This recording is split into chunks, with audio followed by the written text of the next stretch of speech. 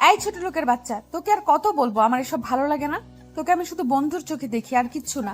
তারপরও কেন এসব নিয়ে পড়ে আছিস? কিন্তু ইভা, আমি তো তোকে বলার আগে গালে আর দুইটা পড়লো। শোন শাহন, বন্ধু আসোস, বন্ধুর মতোই থাক। আর যদি না পারিস তাহলে আর আমার সাথে কথা বলা বা যোগাযোগ করিস না। শাওনের কিছু না বলে সেখান থেকে চলে গেল। কি কিছু বুঝলেন না তো? তাহলে চলেন সব ক্লিয়ার করি। আমি সোহান, এখন তো সবাই শাওন বলেই ডাকে। এবার ইন্টার প্রথম বর্ষের ছাত্র, বাবা মার ছোট ভাই সিয়ামকে নিয়ে আমাদের ছোট পরিবার। আর এতক্ষণ যার থাপ্পড় খাচ্ছিলাম সে হলো আমার বেস্টর নুসরাত জাহান ইভা। ইভাকে আমি খুব ভালোবাসি, সে ছোটবেলা থেকেই, যখন ক্লাস 7-এ পড়তাম। ইভাকে বিভিন্নভাবে বোঝানোর চেষ্টা করি, কিন্তু সে প্রতিবারই আমাকে ইগনোর করে গেছে, কিন্তু আমি হাল ছাড়ি নাই, লেগেই আছি তার পিছে। এই নিয়ে আমি তাকে 7বার প্রপোজ করছি, সে প্রতিবারই আমাকে না করে গিয়েছে। আর আজ যা হলো তা তো দেখলেনি। এখন গল্পে ফেরা যাক। ভাবছি ইভাকে আর ডিস্টার্ব করবো না, বন্ধু আছি, বন্ধুই থাক, নাহলে এই অধিকারটা হারাবো। বাড়ি এসে রুমে শুয়ে আছি, কিছুই ভালো লাগছে না। মা এসে 2বার ডেকে গেছে দুপুরে খাবার খাওয়ার জন্য। কি রে, তোর কি কানে চায় না ডাক পেয়েছে, নাকি তোর বাবাকে বলবো? বাবার কথা শুনে আমি তাড়াতাড়ি বিছানা থেকে উঠে পড়ি। মা তুমি যাও, আমি ফ্রেশ হয়ে আসতেছি। নিচে বাবাকে বলতে হবে না? এত করে ডাকলাম, উঠলে না, আর এখন বাবার কথা শুনতেই। মা যাও তো, আমি আসছি। ফ্রেশ হয়ে নিচে গিয়ে দেখি বাবা খেতে বসেছে। আমাকে দেখে বাবা বলল, বস, আজ এত তাড়াতাড়ি চলে আসলি যে? বাবা শরীরটা ভালো লাগছে না, তাই চলে আসলাম। তো এখন কেমন লাগছে? জি বাবা, ভালো। ইভা রাতে শুয়ে ভাবছে, না, আজ শাওনের সাথে একটু বেশি করে ফেলেছি। কালকে কলেজে গিয়ে সরি বলে দিব। বেচারাকে এইভাবে থাপ্পড় মারাটা আমার ঠিক হয়নি। পরের দিন কলেজে যেতে ইভার সাথে দেখা। আমি ইভাকে দেখেও না দেখার ভান করে চলে যেতেছিলাম, তখন ইভা আমাকে ডাক দিল। এই শাওন শোন। কি বলবে বলো? Shaon, I am sorry. ইভাকে থামিয়ে দিয়ে আমি বললাম, ছোট লোকদের সরি বলতে হয় না। আসলে শাওন, কালকে আমার মাথাটা এমনিতেই গরম ছিল, তার উপর আবার তুই এসব বলছিস, তাই কি বলতে কি বলে ফেলেছি আমি নিজেও জানি না। আপনারা ভাবছেন ইভার মাথা গরম ছিল কেন? তাহলে শুনুন। ইভার বান্ধবী সুবাকে একটি ছেলে ডিস্টার্ব করে, আর ইভা তার বান্ধবীরা মিলে ছেলেটাকে উত্তম মধ্যম দিয়েছিল, তাই মাথাটা আগে থেকেই গরম ছিল। আচ্ছা বাদ দাও এসব, চল ক্লাসে যাই। তুই যা, আমি আসতাছি। ইভা চলে গেল ক্লাসে। আমি হারামিগুলোরে খুঁজতেছি। খুঁজতে খুঁজতে পুকুর পাড়ে গিয়ে দেখি হারামিরা বসে আড্ডা দিচ্ছে। আমাকে দেখে তানিম বলল, আসছে বাংলার নবাব এতক্ষণে। এতক্ষণে আসবে না? তার তো আবার ইভার সাথে ডেটিং ছিল। তোরা কি চুপ করবি নাকি আমি আবার চলে যাব? হৃদয় আমার গালে হাত দিয়ে বলল, এখনো তো থাপ্পড়ের দাগ যায়নি, আবার ইভার কাছে গেছোস? তোর বসলাম ওই না তোদের কাছে। বলেই ক্লাসের দিকে রওনা দিলাম। হারামিগুলো আমার সাথে সাথে ক্লাসে ঢুকলো। পিছনের বেঞ্চে বসে আড্ডা দিচ্ছি। কিছুক্ষণ পর স্যার আসলো। সবগুলো ক্লাস করে বাড়িতে দিকে রওনা দিলাম। কলেজ থেকে আমাদের বাড়ি বেশি দূর না, মাত্র 10 মিনিটের পথ, তাই পায়ে হেঁটেই বাড়ির দিকে রওনা দিলাম। কিছুক্ষণ পর পিছন থেকে কে জানি ডাক দিল। এই শাওন দাঁড়া। পিছনে তাকিয়ে দেখি ইভা একটা রিকশায় বসা। ওঠ, রিক্সায় ওঠ। না, আমি হেঁটে যেতে পারবো। বললাম না উঠতে। ইভার রাগি চোখ দেখে আমি আর কিছু না বলে রিকশায় উঠে বসি। তুই কি আমার সাথে এখনো রাগ করে আছিস? মনে মনে ভাবছি, মেয়েরা পারে বটে, এখন রাগ আমার এখনই ঠান্ডা। কি ভাবছিস এত কখন থেকে? কিছু না তো। হয়েছে, আর বলতে হবে না। নাম, এখন তোর বাড়ি এসে গেছি। আমি আর কিছু না বলে বাসায় এসে পড়ি। আমিও বাসায় চলে যাই। মেয়েটা কে ছিল রে? কোন মেয়ের কথা বলছো তুমি? নাকামি করিস না, এতক্ষণ যার সাথে রিক্সায় ঘুরে বেড়ালি। ও তো ইভা। ও, ইভা না হয় অন্য কেউ হলে আমার খবর করে ছাড়তো। ইভাকে মা চিনে, তাই কিছু বলেনি। মা, খিদে লাগছে, খাবার দাও। তুই ফ্রেশ হয়ে আয়, আমি খাবার পাচ্ছি। আমি ফ্রেশ হয়ে খেয়ে নিলাম। তার বিছানায় শুয়ে দিলাম একটা ঘুম। বিকাল বেলা তানিমের কলে ঘুম ভাঙলো। কল ধরতেই, এই হারামি, কখন থেকে কল করে যাচ্ছি, তোর ধরার নামই নেই। তাড়াতাড়ি শ্যামলতলি আয়, সবাই বসে আড্ডা দিচ্ছি। 5 মিনিট অপেক্ষা করো, আমি 10 মিনিটে আইতেছি। তারপর ফ্রেশ হয়ে শ্যামলতলি গেলাম। বন্ধুদের সাথে আড্ডা দিয়ে রাতে বাড়ি ফিরলাম। এভাবে চলছিল দিনকাল। দেখতে দেখতে 2টা বছর চলে গেল। এইচএসসি পরীক্ষা চলে এলো। ভালোভাবে পরীক্ষাও দেই, আল্লাহর রহমতে ভালো রেজাল্টও করি। শুধু আমি না, ইভাও ভালো রেজাল্ট করেছে। দুইজনে একই ভার্সিটিতে চান্স চাই এবং ভর্তি হয়, তবে ইভা জানে না। তবে সেদিনের পর থেকে ইভাকে আর ভালোবাসি কথাটা বলিনি, শুধু মনের মধ্যে রয়ে গেল। কি রে, আর কত ঘুমাবি? আজ না তোর ভার্সিটির প্রথম দিন, প্রথম দিনই লেট করবি নাকি? মার কথা শুনে লাফ দিয়ে বিছানা হতে ওঠে। মা, তুমি নাস্তা রেডি করো, আমি আসতেছি। ফ্রেশ হয়ে রেডি হয়ে নিচে গিয়ে দেখি বাবা খাবার টেবিলে বসে আছে। কি ঘুম ভাঙলো? জি বাবা। শুনলাম আজ নাকি কলেজে যাবি। জি বাবা। বাবাকে আমি খুব ভয় পাই, তাই বাবার সামনে বেশি কথা বলি না। নাস্তা করে কলেজে যাওয়ার সময় বাবা একটা চাবি এগিয়ে দিয়ে বলল, এই নে ধর। কিসে চাই বাবা এটা? বাইরে গিয়ে দেখ। বাইরে এসে দেখি একটা বাইক রাখা। বাইকটা দেখে দৌড়ে গিয়ে বাবাকে জড়িয়ে ধরে বলি, আমার সুইট বাবা। হয়েছে হয়েছে, এবার যা। বাইকে উঠে বাইজিতে একটা কল দিলাম। আমা, কই তুই? আমি তো বাসায়। তাড়াতাড়ি নিচে আয়, কলেজে যাব। ও আপনাদেরকে তো বলতে ভুলে গেছি, 3 হারামিগুলো আমার সাথে ভর্তি হয়েছে। বাইজিৎকে নিয়ে আমি কলেজে চলে আসি। তানিম আর হৃদয়কেও বলেছি চলে আসতে, তারাও এসেছে। সবাই বসে আড্ডা দিচ্ছি। এ সময় ইভা আসলো। ইভাকে দেখে তো আমি পুরাই ফিদা হয়ে গেলাম। এ তো সাক্ষাৎ পড়ি। ইভাকে দেখে আবারও ক্রাশ খেলাম। কি রে তোরা এখানে? ইভা জানতো না আমরা এখানে ভর্তি হয়েছি, বাট আমি জানতাম। আমারও তো একই প্রশ্ন, তুই এখানে? তুই তো আগে বললি না এই কলেজে ভর্তি হইছিস। ওকে বলে তো আর তুই এই কলেজে ভর্তি হতি না। কিছু বললি? না তো, ক্লাসে চল। আমরা সবাই ক্লাসে চলে গেলাম। ক্লাসে গিয়ে তো আমি পুরাই অবাক। তুই এখানে? রিক্তা আমার ফ্রেন্ড, আমার সাথে এসএসসি দিয়ে ময়মনসিংহ চলে গেছিল তার মামার বাড়িতে। সেখান থেকেই এইচএসসি পাস করেছে। রিক্তা আমাকে দেখে চিৎকার দিয়ে শাওন বলে জড়িয়ে ধরলো। আপনাদের বলে রাখি, রিক্তা আগে থেকে আমার প্রতি কিছুটা দুর্বল। কতদিন পর তোর সাথে দেখা, প্রায় 2 বছর। আর তোর নাম্বার বন্ধ কেন? আরে আস্তে আস্তে, আমার নাম্বার চেঞ্জ করেছি তাই তুই কলে পাসনি। এরই মাঝে স্যার চলে আসলেন এবং প্রথম দিনের ক্লাস তাই পরিচয় পর্ব দিয়ে শুরু করলেন। প্রথমে স্যার তার পরিচয় দিলেন, তারপর একে একে সব ছাত্ররা পরিচয় দিল। ক্লাস শেষে ক্যাম্পাসে কিছুক্ষণ বন্ধুদের সাথে আড্ডা দিয়ে বাসায় আসার সময় হঠাৎ পিছন থেকে কে যেন বলে উঠলো, কি রে বাইক কবে কিনলি? আমি পিছনে তাকিয়ে দেখি ইভা। আজকেই বাবা গিফট করলো। তো আমাকে কি লিভ দিবি না? কি তোকে না করেছি? ওঠ। ইভার বাসায় নামিয়ে দিয়ে আমি বাসায় চলে আসি। তারপর থেকে প্রায়ই আমি ইভাকে ড্রপ করে বাড়ি দিয়ে আসতাম। কলেজ, বাড়ি আর আড্ডা এভাবে কেটে যায় আর 3টা মাস। সকালবেলা ফোনে রিংটোনে ঘুম ভাঙলো। রিসিভ করতেই, হারামি, তোর না 9টায় ক্যাম্পাসে থাকার কথা? সরি এখন কয়টা বাজে? কয়টা বাজে মানে? 9টা 30 বাজে। হৃদয়ের কথাটা শুনে আমার ঘুম চলে গেল। ফ্রেশ হয়ে নাস্তা না করে ক্যাম্পাসে চলে আসি। এসে দেখি সব ব্যবস্থা করাই আছে। আসলে আজকে হৃদয় এবার বান্ধবী শুভাকে প্রপোজ করবে, তাই এত কিছু। হৃদয় এবং শুভা দুইজনকে মনে হয় ভালোবাসে, কিন্তু এই ডাইনির জন্য কিচ্ছু করতে পারে না। এ পর্যন্ত যে ছেলে শুভাকে প্রপোজ করেছে সেই এবার হাতে কেলানি খেয়েছে, আর তাই বেচারা হৃদয় ভিতরে ভিতরে পুড়ে মরছে। তাই গতকালকে আমি বলেছিলাম এবার ব্যাপারটা আমি দেখবো, তাই আজকে এই আয়োজন। ওই দেখ, ইভা শোভা গেট দিয়ে ঢুকছে। আচ্ছা, ইভাকে আমি দেখছি আর শুভাকে এখানে পাঠিয়ে দিচ্ছি বলে ইভার কাছে আসলাম। ইভা চলো, ফুচকা খাওয়াবো। সত্যি তুই ফুচকা খাওয়াবি? জি মহারানী, এবার চলেন। এই শোভা তুইও চল। না শুভা থাক, শুভা তোমাকে হৃদয় ডাকছে। শুভা বুঝতে পেরে হারামিদের কাছে চলে গেল। এই তুই শোভাকে ভাগিয়ে দিলি কেন? আসলে আমার কাছে বেশি টাকা নাই, তাই তোর যদি শর্ট পড়ে ফুচকা, তাই তাকে পাঠিয়ে দিয়েছি। ডাহা মিথ্যা কথা, ইভা যাতে বুঝতে না পারে তাই এটা বললাম। ইভাকে নিয়ে আমি ক্যান্টিনে চলে আসছি। ইভা ইচ্ছা মতো ফুচকা খেলো। এদিকে শুভা হৃদয়ের কাছে আসলো। শোভা, তোমার চোখটা বন্ধ করো। কেন? আরে করতে বলছে, করেই দেখ না। শুভা চোখ বন্ধ করলে হৃদয় হাঁটু গেড়ে বসে গোলাপ ফুলটা শুভার সামনে ধরে। I love you Shobha. Do you love me? Shubha চোখ খুলে তো অবাক। ক্যাম্পাসে সবার সামনে এভাবে প্রপোজ করে, কি বলবে বুঝে উঠতে না পেরে আই লাভ ইউ টু। সবাই হাততালি দিয়ে উঠলো। আমি আর ইভা এসে দেখি সবাই ক্লাসে চলে গেল। তাই ইভা বলে উঠলো, শাওন চল আজকে তোর বাইকে ঘুরি। আমি কিছু একটা ভেবে বললাম, চলো। কিছুক্ষণ ঘোরাঘুরি করে দুপুরে বাসায় চলে আসি। ফ্রেশ হয়ে দুপুরে খাবার খাই। হাতে কোনো কাজ না থাকায় বেলকনিতে বসে গল্প লিখতে শুরু করি। আর গল্প লিখতে বসলেই কেন জানি না ইভার কথা মনে পড়ে। পড়বেই বা না কেন, আমার গল্প তো শুধু ইভাকে ঘিরে। ইভার কথা মনে পড়তে ইভাকে একটা কল দিলাম, ধরলো না। কি ব্যাপার ইভা, কল ধরলো না কেন? আবার দিলাম, ধরলো না। 10 বারের মাথায় কল ধরলো। ইভা কল ধরছিলে না কেন? তুমি ঠিক আছো? একটা কাজ করছিলাম। ইভা তোর কণ্ঠ এমন লাগছে কেন? সত্যি করে বল, তুই ঠিক আছিস? আচ্ছা পরে কথা বলি, আমার ভালো লাগছে না। ইভার কথা শুনে বুঝলাম কোনো একটা গন্ডগোল আছে, কিন্তু কি? আমাকে যে করেই হোক জানতে হবে। বেলকনি বসে থাকতে আর ভালো লাগছে না, তাই বাসার বাইরে চলে আসি আমি। হারামিদের কল দিয়ে বলি সেমতলি আসতে। সেমতলি হলো আমার বন্ধুরা বসে যে জায়গায় আড্ডা দেয় সেই জায়গার নাম। কিছুক্ষণ পর সব হারামিরা চলে আসলে জমিয়ে আড্ডা দিই। বাসায় ফিরি রাত 10টায়। অবশ্য আম্মু একটু বকা দিয়েছিল, কিন্তু আব্বুর জন্য বেঁচে যাই। ফ্রেশ হয়ে রাতের খাবার খেয়ে শুয়ে ভাবছি এবার কি হলো। এবার কথা শুনে মনে হলো এবার কিছু একটা নিয়ে টেনশনে আছে। না, এসব ভেবে এখন আরামের ঘুমটা হারাম করব না। কালকে ইভার কাছ থেকে সব জেনে নেব। পরের দিন ক্যাম্পাসে একা একা বসে আছি। এবার বিষয়টা নিয়ে টেনশন হচ্ছিল, তাই আগে কলেজে এসে পড়ি। হারামিগুলো এখনো আসেনি।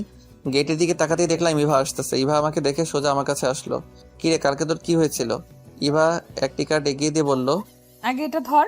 কিসের কার্ড এটা? খুলে দেখ। কার্ডটা খুলে যেই কার্ডের দিকে তাকালাম, আমার মাথায় যেন আকাশ ভেঙে পড়লো। আমি বাকরুদ্ধ হয়ে গেলাম। এটা কি? কেন, আমার বিয়ের কার্ড। কই, আগে তো কিছু জানাসনি।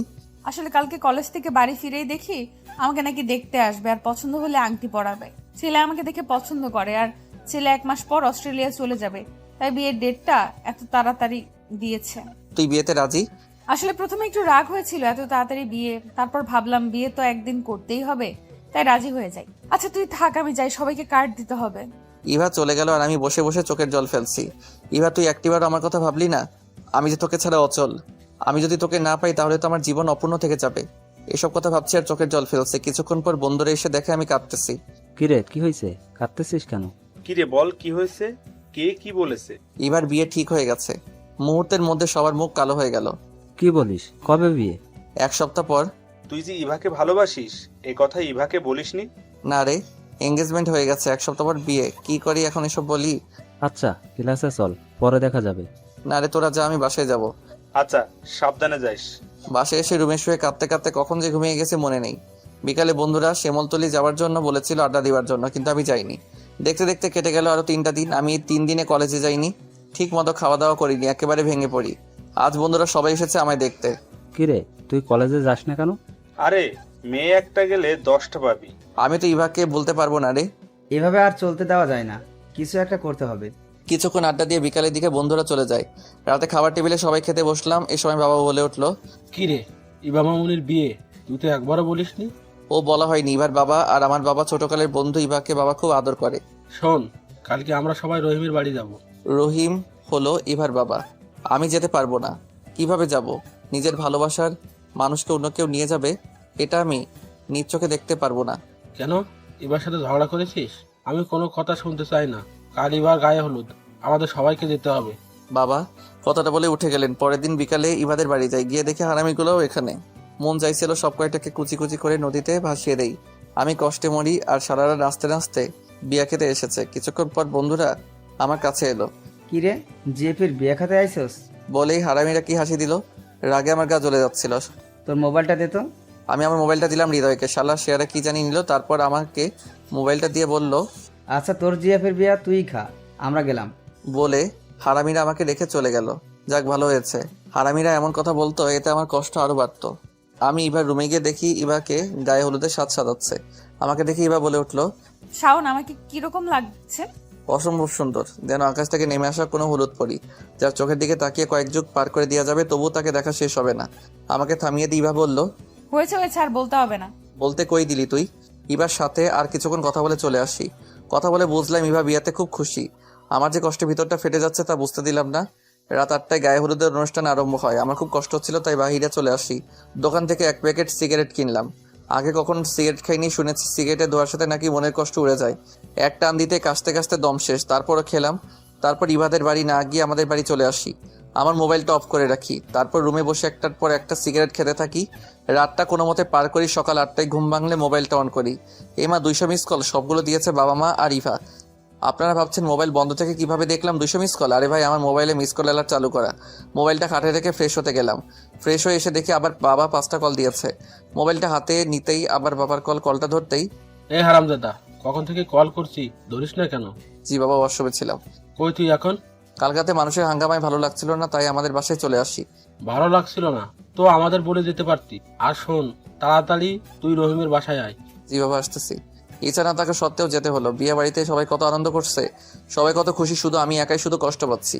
তাই ছাদে এসে একা একা বসে মোবাইল টিপতেছে। নিচে অনেক হাঙ্গামার শব্দ শোনা যাচ্ছে, তাতে আমার কি, আমি মন মরা হয়ে বসেই আছি। কিছুক্ষণ পর বাবা মা আঙ্কেল ছাদে আসলেন। আঙ্কেল মানে ইভার বাবা। বাবা আমার কাছে এসে বলে উঠলো, তুই কি এবাকে ভালোবাসিস? বাবা এই কথা শুনে তো আমি পুরো অবাক হয়ে যাই। কি রে, কথা বলছিস না কেন? না বাবা, আমরা তো শুধু বন্ধু আর কিছু না। তাহলে এইসব কি? আমার আর ইভার কিছু ক্লোজ ছবি দেখিয়ে আর ইভা আমার ফ্রেন্ড একসাথে ছবি তুলতেই পারি। দেখ জসিম, এই সামান্য বিষয় নিয়ে যারা বিয়ে ভেঙে দেয় তাদের কাছে আমার মেয়ে দিব না। বাবা আমাকে একদিকে নিয়ে বলল, তুই কি কাউকে ভালোবাসিস? কি না বাবা। আচ্ছা বুঝলাম, এখন বল তোর ইভাকে কেমন লাগে, মানে ইভা মেয়ে হিসেবে কেমন? জি বাবা, খুব ভালো, লক্ষ্মী মেয়ে একটা। কিরে রহিম, বলেছিলাম না আমি থাকতে তোর কোনো চিন্তা নাই? বাবা আঙ্কেলের কাছে এসে বললো। বাবা আমার হাতটা ধরে একটা রুমে নিয়ে গেল এবং একটা প্যাকেট দিয়ে বললো, এটা পরে নিচে আয়। বাবা কি হচ্ছে এসব? আমি তো কিছুই বুঝলাম না। বাবা আমার হাতটা ধরে বলল, ইভার বিয়েটা ভেঙে গেছে, তারা কিছুক্ষণ আগে ফোন করে না করে দিয়েছে। বাবা কিছুক্ষণ দম নিয়ে আবার বলতে শুরু করলো, বাবা আমি তোকে না জানিয়ে একটা কাজ করে ফেলেছি। কি কাজ বাবা? আর তুমি এভাবে বলতেছো কেন? ইভা মামুনির সাথে তোর বিয়ে হবে এখন। আমি রহিমকে কথা দিয়ে ফেলেছি, তুই না করিস না বাবা। বাবার কথা শুনে আমি হাসবো না কাঁদবো কিছুই বুঝতেছি না। সবকিছু যেন আমার মাথার উপর দিয়ে গেল। আমি বললাম, বাবা ইভা কি রাজি হবে? রহিম বলেছে ইভাকে রাজি করাবে। ঠিক আছে। এরই মধ্যে হারামিরা চলে এসেছে। এই তোমরা শাওনকে নিয়ে নিচে আসো, আমি যাই। বলেই বাবা চলে গেল। কি রে, কেমন দিলাম? মানে বিয়েটা তোরা ভাঙাইছস? আগে হ্যাঁ। বন্ধু বল না, এত বড় কাজ কিভাবে করলি? শুন, তোর কাছ থেকে কালকে মোবাইল নিয়েছিলাম, মনে আছে? তোর মোবাইল থেকে তোর আর ইভার কিছু ক্লোজ ছবি নিয়েছিলাম, আর এই ছবি ইভার হবু বরকে দেখিয়েছি। ব্যাস, কাজ হয়ে গেছে। তোরা এটা না করলেও পারতি। কি বললি? ঠিক আছে, জামাইকে ফোন করে আসতে বলি। আরে না, আমি তো মজা করছিলাম। তবে রে হারামি, বলে বন্ধুরা আমাকে মারতে শুরু করলো। বর্ষে যে নিচে গেলাম বন্ধুদের সাথে, কাজী কবুল বলতে বলতে সাথে সাথে কবুল বলে ফেলি। যাক, এবার আর চিন্তা নেই। বিয়ার কাজ শেষ হলে ইভাকে আঙ্কেল গাড়ি পর্যন্ত নিয়ে এসে আমার হাতে তুলে দিলেন। তখন আমার কি যে ভালো লাগছিল তা আপনাদের বলে বোঝাতে পারবো না। গাড়িতে বসে ভাবছি কি কপাল আমার, গেলাম বিয়ে খেতে আর আসলাম বউ নিয়ে। এসব ভাবছি আর মনে মনে হাসি। বাসায় এসে মা ইভাকে বরণ করে নিল। হারামিরাও আছে আমার বাসায়। 2000 টাকা দে তো। আমার কাছে তো টাকা নাই। আচ্ছা, লাগবো না। হৃদয়, তুই শাওনকে নিয়ে সাথে যা। আমি না বলা পর্যন্ত রুমে আসবি না। আমি আর হৃদয় ছাদে বসে আড্ডা দিচ্ছি। কিছুক্ষণ পর বাইজিদার তানিম এলো। চল, ভাবি তোর জন্য বসে আছে। তারপর হারামিরা আমার রুমের সামনে নিয়ে আসে। শোন, বিড়াল কিন্তু ভালো করে মারিস। তুই না পারলে আমাকে বলিস। বাকশালারা রুমে এসে দরজাটা লাগিয়ে দিয়ে ইভার দিকে তাকাতে দেখি ইয়া বড় একটা ঘোমটা দিয়ে বসে আছে। ঘোমটার জন্য ইভার মুখটা দেখা যাচ্ছে না। এক পা দুপা করে এগোচ্ছি, বুকটা ধুকপুক করতেছে। শুনেছি বাসর ঘরে বউ নাকি স্বামীর পায়ে সালাম করে। কই ইভা তো এলো না সালাম করতে। কি করব কিছুই বুঝতেছি না। নিজের উপর রাগ হচ্ছে, কেন যে আগে 2-3টা বিয়ে করে বাসর ঘরের অভিজ্ঞতা অর্জন করিনি। খাটের এক কোণে গিয়ে বসলাম। আমাকে দেখে ইভা ঘোমটাটা সরিয়ে বলল, শোন, আমি তোকে স্বামী হিসেবে মানতে পারবো না, তো আমার কাছে আসার চেষ্টা করবি না। ইভার কথা শুনে আমি বাকরুদ্ধ হয়ে যাই। কি বলবো কিছুই বুঝতেছি না। ইভা আমার দিকে একটা বালিশ ছুঁড়ে মেরে বলল, তুই সোফায় ঘুমা আর আমি খাটে ঘুমাবো। সোফায় তো আমি ঘুমাতে পারি না। তা আমি কি করব? ঘুমাতে না পারলে জেগে থাক। যা তো এখান থেকে, আমি ঘুমাবো। কি আর করব, মনে একরাশ কষ্ট নিয়ে সোফায় শুয়ে পড়লাম।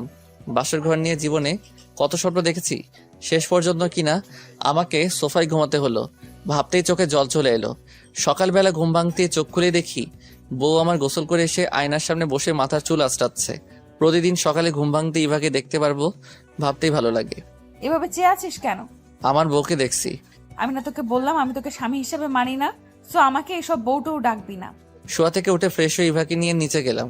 আমাদের দেখে সবাই হা হয়ে তাকিয়ে আছে, যেন আমরা ভিন্ন গ্রহের এলিয়েন। আমাদের আর কোনোদিন দেখিনি। বাহ, তোদেরকে খুব মানিয়েছে। দেখতে হবে না কার ছেলে আর ছেলের বউ? ছেলে কি তোমার একার নাকি? আরে তোমরা ঝগড়া থামাবা, আমি তোমাদের দুজনেরই ছেলে। এখন খেতে দাও। মা, আপনিও বসে পড়েন, আমি বেড়ে দেই। আচ্ছা ঠিক আছে, তুমিও বসে পড়ো। খাবার টেবিলে বসে ইভা কি সুন্দর ব্যবহার। বলে কি মেয়ে, এটা দিব তোমাকে, এটা একটু নাও। সবার সামনে কি সুন্দর করে কথা বলে। আমি তো শুনে পুরাই শখ। বিকালে বন্ধুদের সাথে আড্ডা দিতে গেলাম। কিরে, বাসুরাত কেমন কাটলো? বেয়াল কি মারছিলি? আরে দূর, রাতে কিছুই হয়নি। তারপর বন্ধুদের সবটা বললাম। আমার কথা শুনে বন্ধুদের সে কি হাসি। আহারে বেচারা, বাসর ঘরে সোফায় থাকতে হলো। বন্ধুদের সাথে আড্ডা দিতে দিতে রাত 10টায় বাসায় ফিরি। কিরে, এত রাত করে বাসায় ফিরলি ঘরে বউ রেখে? তোর কি বুদ্ধি শুদ্ধি কখনোই হবে না? বৌমা কখন থেকে না খেয়ে বসে আছে। বাবার কথা শুনে তো আমি পুরাই অবাক হয়ে যাই। যে আমাকে দেখতেই পারেন না, সে কিনা আমার জন্য না খেয়ে বসে আছে। কথাটা শুনে মনে মনে খুশি হলাম। ফ্রেশ হয়ে আমি আর ইভা খেতে বসলাম। তুমি আমার জন্য না খেয়ে অপেক্ষা করছিলে কেন? খেয়ে নিতেই পারতে। বাবা মা যাতে না বসে তাই খাইনি। আর তুই আমায় তুমি করে বলতিস কেন? আরে নিজের বিয়ে করা বউকে কি তুই করে বলবো? এই তোকে না না করছি আমাকে বউ বলতে? তোর এইসব আদিক্ষেতা আমার ভালো লাগে না। এবার কথাটা শুনে আবার টেবিলে আরো বসে থাকতে মন চাইলে তাই উঠে রুমে চলে আসি। সোফায় শুয়ে শুয়ে ভাবতেছি ইভা কি আমাকে কখনো মেনে নেবে না? তাহলে আমাকে বিয়েটা করছিল কেন? কিছুক্ষণ পর ইভা রুমে এসে শুয়ে পড়লো। সকালবেলা খুব ভোরেই আমার ঘুম ভাঙলো। ইভা এখনো ঘুমাচ্ছে। ঘুমালে মেয়েটা কিরকম বাচ্চা বাচ্চা লাগে। ইভাকে দেখে নিজেকে আটকে রাখতে পারলাম না। আস্তে আস্তে ইভার কাছে গিয়ে বসে ইভাকে দেখতে লাগলাম। আমি কেমন জানি একটা ঘোরের মধ্যে হারিয়ে যাচ্ছি। এত কাছে কখন আসিনি ইভার। নিজের অজান্তে একটা ভালোবাসার পরও সেঁকে দিলাম ইভার কপালে। হঠাৎ মনে হলো ইভা আমাকে ইভার এত কাছে দেখলে আস্ত রাখবে না, তাই উঠে পড়লাম। ফ্রেশ হয়ে একটু বাইরে গেলাম হাঁটাহাঁটি করতে। 8টার বাসায় ফিরি। কি রে, এত সকাল সকাল কই গেছিলি? এই তো একটু হাঁটাহাঁটি করতে। খেতে দাও তো, খিদে লাগছে। ফ্রেশ হয়ে আয়। তারপর ফ্রেশ হয়ে এসে একসাথে সবাই খেতে বসেছি। মা, আমি আজ কলেজে যাব। ইভাও কি যাবে? মা, আমিও যাব। ঠিক আছে, শাওনের সাথে যাস। শুন, বৌমাকে সাথে করে নিবে, আবার সাথে করে নিয়ে আসবে। ঠিক আছে মা। আমি কলেজে যাবার জন্য রেডি হয়ে নিচে দাঁড়িয়ে আছি। ম্যাডামের এখনো আসার কোনো নামগন্ধ নাই। কিছুক্ষণ পর সিঁড়ির দিকে তাকিয়ে হা হয়ে যাই। আমি কাকে দেখছি? ইভা একটা কালো শাড়ি পরেছে। এর আগে কোনোদিন মেয়েটির শাড়ি পরতে দেখিনি। এত সুন্দর লাগছিল তা বলে বোঝাতে পারবো না। তাই হা করে তাকিয়ে ইভাকে দেখছি। ইভা যে কখন আমার কাছে চলে আসে বুঝতেই পারিনি। মুখ বন্ধ কর, নইলে মুখে মশা ঢুকবে। ইভার কথায় আমি কিছুটা লজ্জা পেয়ে বললাম, চলো দেরি হয়ে যাচ্ছে। বাইকে করে দুইজন কলেজে গেলাম। গিয়ে দেখে হারামিরাও এসেছে। সবাই বসে আড্ডা দিচ্ছি। এরই মাঝে রিক্তা আসলো। এতদিন কলেজে আসছো নাই কেন? এমনিতেই কাজ ছিল বাড়িতে। ও, এখন কাজ শেষ হয়েছে? তারপর সবাই বসে কিছুক্ষণ আড্ডা দিয়ে ক্লাসে চলে আসি। ক্লাসে এসে দেখি ইভা ক্লাসে নেই। কিছুক্ষণ পর স্যার আসে ক্লাসে। এখনো ইভার আসার নাম নেই। ক্লাস শেষে বাইরে গিয়ে ইভাকে খুঁজতে লাগলাম।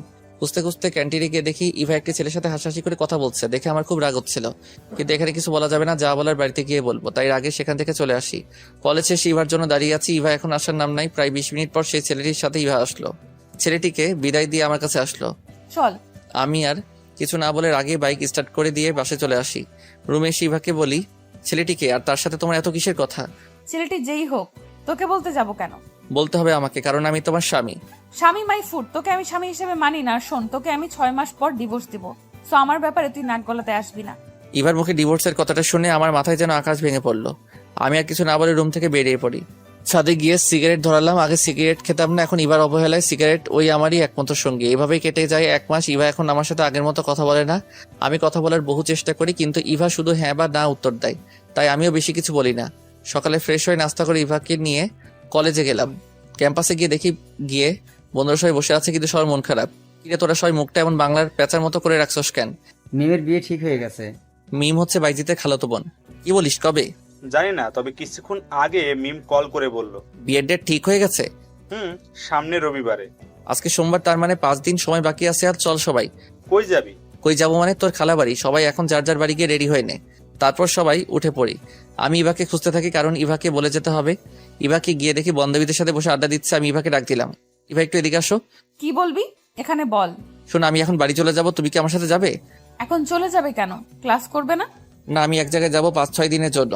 আচ্ছা তুই তাহলে যা, আমি ক্লাস করে বাসায় চলে আসবো। আমি মন খারাপ করে চলে আসলাম। ভাবছিলাম 5-6 দিনের জন্য যাবো, ইভা কিছু বলবে, কই যাব, কেন যাব, এসব। আচ্ছা সাবধানে যাও, এটুকু তো বলতে পারো। বাড়ি গিয়ে মাকে বাড়ি রেডি হয়ে সবাই বেরিয়ে পড়লাম মিমের বাড়ি কিশোরগঞ্জের উদ্দেশ্যে। স্টেশনে এসে সবাই বাসে উঠে পড়লাম। প্রায় 4 ঘন্টা জার্নি করে মিমদের বাড়ি গেলাম। বাইজিতে সবার সাথে পরিচয় করিয়ে দেই। আন্টি আমাদের রুম দেখিয়ে বলে, বাবা তোমরা এখানে রেস্ট নাও। সবাই ফ্রেশ হয়ে রেস্ট নিচ্ছি। হৃদয় মোবাইলে সবার সাথে কথা বলছে। কিছুক্ষণ পর মিম আসলো রুমে। বাইজিৎকে দেখেই সবার সামনে জড়িয়ে ধরলো। আমরা সবাই হা হয়ে গেলাম। মিম কিছুক্ষণ পর যখন দেখলো আমরা তাকিয়ে আছি, বাইজিৎকে ছেড়ে দিয়ে বলল, সরি। সমস্যা নাই, আপনারা কন্টিনিউ করতে পারেন। বলে আমরা রুম হতে বেরিয়ে পড়ি। রাতে খাবার খেয়ে সবাই রুমে আসি। বাইজিৎ, আমার মিমের সাথে কিছু কথা আছে, চল মিমের রুমে। তারপর আমি আর বাইজিৎ মিমের রুমে যাই। মিম, আমি তো কিছুই বুঝলাম না, আপনি বাইজিৎকে ভালোবাসেন, তাহলে বিয়েতে রাজি হলেন কেন? আসলে বাবা আমাকে না জানিয়ে আমার বিয়ে ঠিক করেছে। তাহলে জানার পর আঙ্কেলকে কিছু বলেন না কেন? আমি বাবাকে খুব ভয় পাই, আর বাবাকে বাইজিতের কথাটা বলতে পারিনি। আচ্ছা আপনি এখন কি চান? আমি বাইজিতকে ছাড়া বাঁচতে পারবো না। আচ্ছা আমরা আছি, সব ঠিক করে দিব। বলে আমি আর বাইজিৎ রুম মধ্যে চলে আসি এবং সবাইকে সব বললাম। সব তো বুঝলাম, এখন বাইজিৎ তুই তোর আঙ্কেলকে বলতে পারবি? না ভাই, আঙ্কেল খুব রাগী, আমি বলতে পারবো না। আরে এদের দিয়ে কিছু হবে না, যা করার আমাদের কি করতে হবে। অনেক রাত হয়েছে, এখন সবাই ঘুমা। তারপর সবাই ঘুমিয়ে পড়ি। সকালবেলা ঘুম ভাঙতে ইবার কথা মনে পড়লো। প্রতিদিন ঘুম থেকে উঠে ইবাকে দেখতাম। আজ ইবাকে দেখতে না পেয়ে মন খারাপ করে বসে আছি। কিরে মন খারাপ করে বসে আছিস কেন? না এমনি, আর কই মন খারাপ। এবার কথা মনে পড়ছে তাই না? আমি মাথা নেড়ে হ্যাঁ জানালাম। বন্ধুরা এমনই হয়, মুখ দিয়ে কিছু বলতে হয় না, চোখ দেখেই সব বলে দিতে পারে। মন খারাপ করিস না, দেখিস সব ঠিক হয়ে যাবে। তারপর ফ্রেশ হয়ে সবাই মিলে ঘুরতে গেলাম। কিশোরগঞ্জের পাগলা মসজিদ, শোলাকিয়া ঈদগাহ মাঠ ও গুরুদয়াল কলেজে ঘুরলাম। গুরুদয়াল কলেজের অনেক নাম শুনেছি, এখানে নাকি রাষ্ট্রপতিও লেখাপড়া করেছে, তাই এই কলেজটা দেখার খুব শখ ছিল। কিছুক্ষণ ঘোরাঘুরি করে মিমদের বাড়ি গেলাম। এখনো মিমের বাবাকে বাইজিদের কথা বলা হয়নি, তাই সবাই বসে প্ল্যান করতেছে কিভাবে বলা যায়। এভাবে কেটে গেল আর 2টা দিন, এখনো আঙ্কেলকে বলা হয়নি। আঙ্কেলের যা রাগী মানুষ, এই 3 দিনে বুঝেছি, তাই কেউ বলার সাহস পাইনি। অবশেষে আজ সিদ্ধান্ত নিয়েছি সবাই মিলে আজই বলবো। দুপুরে খাওয়া দাওয়ার পর মিমের বাবা মার রুমে গেলাম। আঙ্কেল, আপনাদের সাথে কিছু কথা ছিল। কি বলবে বলো। আঙ্কেল, আমার মনে হয় মিম এই বিয়েতে খুশি না। কি বলছো এসব? আঙ্কেল, আপনি একবার কি মিমকে জিজ্ঞেস করেছেন? মিমেরও তো পছন্দ অপছন্দ থাকতে পারে। কি বলতে চাও তুমি, স্পষ্ট করে বলো। জি আঙ্কেল, মিম আর বাইজিৎ দুজনকে ভালোবাসে আঙ্কেল। বেশ। মিম মিম রাগে মিমকে ডাক দিলেন আঙ্কেল। জি বাবা। আমি যা শুনেছি তা কি সত্যি? মিম ভয়েস শুধু মাথা নাড়িয়ে হ্যাঁ জানালো। তোমরা সবাই এখন যাও।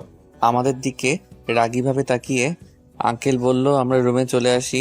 আঙ্কেল কি বললো রে? জানি না, তবে খুব রেগে গেছে। কিছুক্ষণ পর আঙ্কেল বাইজিৎকে তার রুমে ডাকলেন। বেচারা মুখটা ভয় দেখার মতো ছিল। বাইজিৎ আঙ্কেলের রুমে গেলে কি বলবো জানি না, তবে বাইজিৎ আর মিমকে রুম থেকে দেখছি হাসি মুখে বের হচ্ছে। কিরে আঙ্কেল, কি বলবো? আঙ্কেল আমাদেরকে মেনে নিয়েছে। সত্য। আমাকে ডেকে নিয়ে প্রথমে খুব বকাঝকা করলো, আগে কেন বলিনি তার জন্য। তারপর আঙ্কেল বলল আর 2 দিন পর বিয়ে, এখন আর সম্ভব না। তারপর আমি আর মিম আঙ্কেল পায়ে ধরে কান্নাকাটি করি, তখন আঙ্কেল আমাদের মেনে নিয়েছে। তার মানে কালকের দিন পর তোদের বিয়ে? না রে, আঙ্কেল বললো আমার লেখাপড়া শেষ করে তারপর বিয়ে পরে হবে, তাতে কি? এখন তো প্রকাশে প্রেম করতে পারবি। আচ্ছা শোন, বিয়ে যখন হবে না তাহলে আমরা বরং আজকেই চলে যাই। আজকে দিনটা থাকি না, কালকে না হয় চলে যাব। আচ্ছা বুঝছি, আর বলতে হবে না। পরের দিন সকালে আমরা সবাই বাড়ির দিকে রওনা দেই। দুপুরে বাসায় এসে পৌঁছাই। দরজায় কলিং বেল দিতেই মা এসে দরজা খুলে দিল। মাকে দেখে জড়িয়ে ধরি। কেমন আছো মা? ভালো, যা ফ্রেশ হয়ে খেতে আয়। ফ্রেশ হয়ে এসে আমি আর মা খেতে বসি। শোন, বিকালে গিয়ে ইভাকে নিয়ে আয়। কেন? আর ইভা কই গেছে? কেন, তুই জানিস না ইভা তোকে কিছু বলেনি? না, ইভা তো কিছু বলেনি আমাকে। তুই চলে যাওয়ার পর তো ইভাও তার বাড়িতে চলে গেছে। তোমাকে বলে যায়নি? বললো তো, তুই নাকি বলেছিস যেতে। আচ্ছা, বিকালে গিয়ে নিয়ে আসবো। অনেক জার্নি করেছি, তাই রুমে গিয়ে শুইতেই এক ঘুম। বিকালে মায়ের ডাকে ঘুম ভাঙলো। কি রে, তুই না ইভাকে আনতে যাবি? আচ্ছা তুমি যাও, আমি ফ্রেশ হয়ে যাচ্ছি। তারপর ফ্রেশ হয়ে বাইকটা নিয়ে ইভাদের বাড়ি গেলাম। অনেক দিন বাইকটা ধরা হয়নি, তাই বাইকেই গেলাম। কলিং বেল বাজাতেই শাশুড়ি আম্মা দরজা খুলে দিলেন। আমি শাশুড়ি আম্মাকে সালাম করলাম। তারপর শাশুড়ি আম্মার সাথে কিছুক্ষণ কথা বলে ইভার রুমে গেলাম। গিয়ে দেখি ইভা শুয়ে আছে, তাই ইভার পাশে গিয়ে বসলাম। এই কয়দিন ইভাকে দেখতে পারিনি, তাই মন ভরে দেখতে লাগলাম। হঠাৎ কারো শব্দে আমার ধ্যান ভাঙলো। তুই কখন এলি? এই তো কিছুক্ষণ হলো। রেডি হয়ে নাও, মা পাঠিয়েছে তোমাকে নিয়ে যেতে। আচ্ছা তুই নিচে যা, আমি রেডি হয়ে আসতে। আমি নিচে গিয়ে শাশুড়ি আম্মার সাথে বসে কথা বলতেছি। কিছুক্ষণ পর ইভা আসলো। আমি ইভাকে নিয়ে বাইকে করে বাসায় চলে আসি। পরের দিন ইভাকে নিয়ে কলেজে যাই। আমার সাথে বাইকে ইভাকে দেখে রিক্তা বলল, মেয়েটা কে ছিল শাওন? তারপর রিক্তাকে ইভার কথা সব বলে কেঁদেই দিলাম। এ ব্যাপার? আচ্ছা শোনো, আমার কাছে একটা বুদ্ধি আছে, এটা কাজে লাগাতে পারলেই ইভা তোর জন্য পাগল হয়ে যাবে। কি করতে হবে বলো, ইভার জন্য সব করতে পারবো। তাহলে শোন। রিক্তা কি বলেছে গল্পের সাথে থাকেন, জেনে যাবেন। এতে যদি হিতে বিপরীত হয় আর আমাকে ভুল বুঝে? আরে পাগল, তুই তাকে বলে দিবি, আর আমি তো আছি। আচ্ছা ঠিক আছে। তারপর কিছুক্ষণ আড্ডা দিয়ে ক্লাসে গেলাম। সব ক্লাস শেষ করে বাসায় চলে আসলাম। বিকেলে শ্যামলতলি গেলাম বন্ধুদের সাথে আড্ডা দিতে। তাদের বললাম আমার আর রিক্তার প্ল্যানটা, তারাও সম্মতি দিল। কিছুক্ষণ বন্ধুদের সাথে আড্ডা দিয়ে বাসায় চলে আসি। রাতে খাবার খেয়ে রুমে আসি। ইভাও আসে। ইভা শোন, 6 মাস পর তো আমাদের ডিভোর্স হয়ে যাবে, তাই না? কিন্তু হঠাৎ এই কথা কেন? না মানে এমনি। আচ্ছা শোন, তাহলে আমাদের যে বিয়ে হয়েছে এটা কলেজের কাউকে আর বলিস না। তুই তোর বান্ধবীদেরও না করিস কাউকে বলতে, আর আমিও আমার বন্ধুদের বলবো। আচ্ছা ঠিক আছে। সকালে কলেজে যাওয়ার সময় ইভা আমার বাইকে উঠবে এমন সময়, ইভা শোন, তুই একটা রিক্সা করে কলেজে চলে যা, আমার একটা কাজ আছে, কাজটা করে কলেজে আসবো। ইভা কখনো ভাবেনি আমি ইভাকে এভাবে না করে দিব। আচ্ছা যা। তারপর আমি বাইক নিয়ে ইভাকে রেখে চলে আসি। রিক্তাকে কল দিলাম। কই তুই? বাসার নিচে রিক্সার জন্য দাঁড়িয়ে আছি। আচ্ছা 5 মিনিট অপেক্ষা কর, আমি আসতেছি। তারপর আমি রিক্তাকে বাইকে করে নিয়ে কলেজে চলে আসি। ক্যাম্পাসে ঢুকতেই দেখি ইভা তার বান্ধবীদের সাথে বসে আড্ডা দিচ্ছে। আমি রিক্তাকে নিয়ে সোজা ক্যাম্পাসে ঢুকি। ইভা আমাদের দেখে হা করে তাকিয়েছিল। আমরা বন্ধুদের সাথে না গিয়ে আমি আর রিক্তা আলাদা বসে আড্ডা দিচ্ছি। ক্লাস শুরু হলে সবাই ক্লাসে চলে গেল, কিন্তু আমি রিক্তা ক্লাসে যাইনি। এদিকে ইভা সারা ক্লাসে আমাকে না দেখে মনে মনে ভাবতে থাকে, শাওন ক্লাস নাই কেন? নিশ্চয়ই ডাইনিটার সাথে আছে। ইভা ক্লাস শেষ করে আমাকে খুঁজতে থাকে। গিয়ে দেখে আমি আর রিক্তা নারিকেল বাগানে বসে আছি, আর রিক্তা আমার মাথায় হাত বুলিয়ে দিচ্ছে। আমাদের দেখেই ইভা আমাদের কাছে এলো। তুই এখানে? তোকে সারা ক্যাম্পাসে খুঁজেছি, ক্লাসও তো করিস নাই। আমাকে খুঁজেছিস কেন? আমার প্রশ্ন ইভা থতমত খেয়ে যায়। না মানে বাসায় যাবো এজন্য। শাওন, এই মেয়েটিকে? আমার কাজিন, আমাদের বাসায় থাকে। আর ইভা, এ হলো রিক্তা, আমার জিএফ। ইভা আমার কথা শুনে আর কিছু না বলে সেখান থেকে চলে যায়। এখন দেখ বাবু কেমন লাগে, আমাকে খুব জ্বালিয়েছ না? এখন বুঝো ঠেলা। আমরা আর কিছুক্ষণ আড্ডা দিয়ে ক্লাসে চলে যাই। কলেজ ছুটির পর আমি বাইকে বসে আছি, ইভা বাইকে উঠতে যাবে। এ সময় আমি ইভাকে থামিয়ে দিয়ে, ইভা শোন, তুই রিক্সা করে বাসায় চলে যা। রিক্তার দিকে তাকিয়ে বললাম, বাবু ওঠো, আজকে আমরা ঘুরতে যাব। আমার কথা শুনে ইভা মন খারাপ